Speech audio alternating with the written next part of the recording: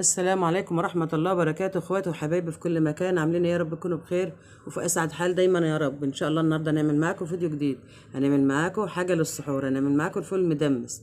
هنعمله باسهل طريقة وسر التسوية وهنعمله ينفعنا بقى في سحور رمضان. ينعاد عليكم الايام بخير يا رب، ونحطه في الفريزر نستخدمه كل يوم ان شاء الله في السحور.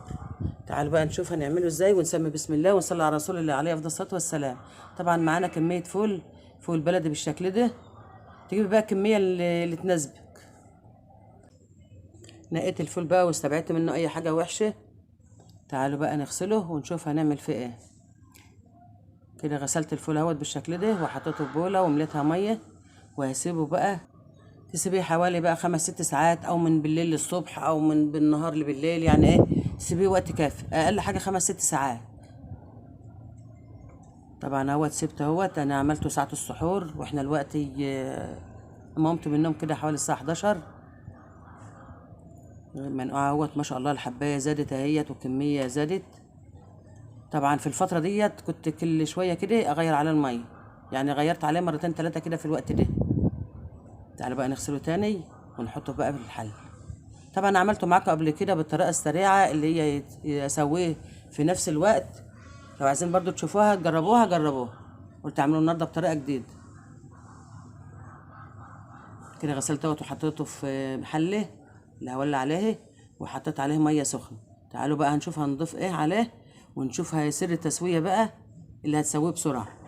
معايا نص كوبايه عدس، او على حسب الكميه، او فول مدشوش، يا عدس يا فول مدشوش الموجود عندي.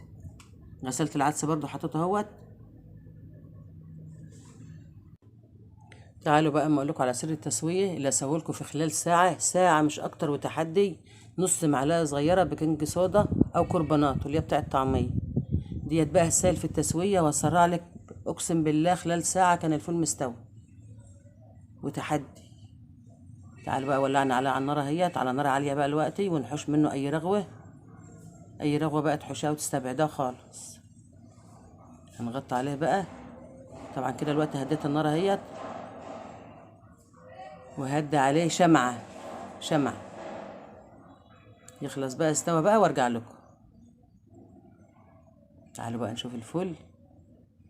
شايفين الفول استوى ازاي؟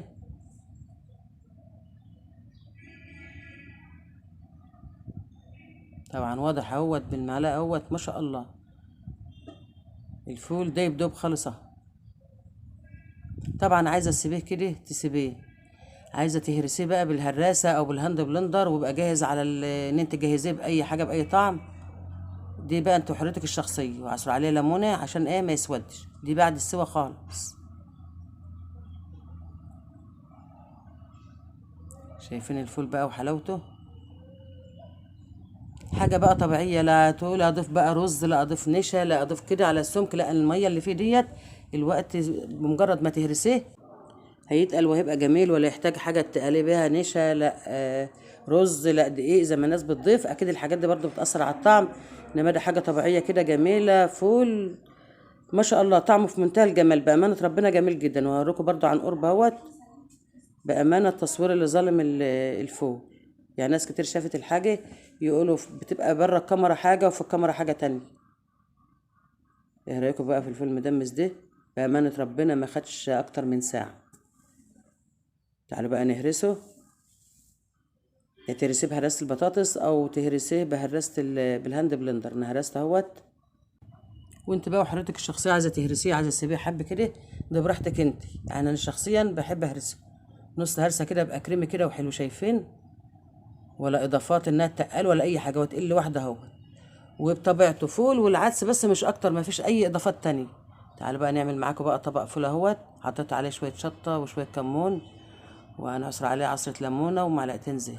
حاجه كده طبيعيه. انت بقى عايزه بقى تعمليه بقى بالتحابيش، تعمليه بالقوطه، تعمليه بالزيت والليمون، تبع ما انت عايز. انا بس بديلك ايه فكره، وتعمليه زي ما انت عايز. هنقله بقى في طبق نضيف. حطيت عليه عصره ليمونه اهيت، وحطيت معلقتين زيت. مش بقى بزريه. ايه رايك في طبق الفول الجميل ده؟ بجد فول طبيعي بدون اي اضافات زي ما انتوا شايفين كده. هنعينه بقى، هكيسه بقى في الفريزر كده، حطيته في اكياس اهي تبع الوجبه بقى ما انت عايزاه. هتطلعيه من الفريزر يفك شويه، وتقوم عامله له بقى الوصفه اللي انت هتعمليه. تعمليه بالبيض، تعمليه بالقوطه، تعمليه بالتحابيش، تعمليه بالزيت والليمون، على حسب ما انت عايز. دي كانت طريقتنا النهارده يا حبايبي في الفول المدمس. اتمنى انها تعجبكم وتنور رضاكم. السلام عليكم ورحمه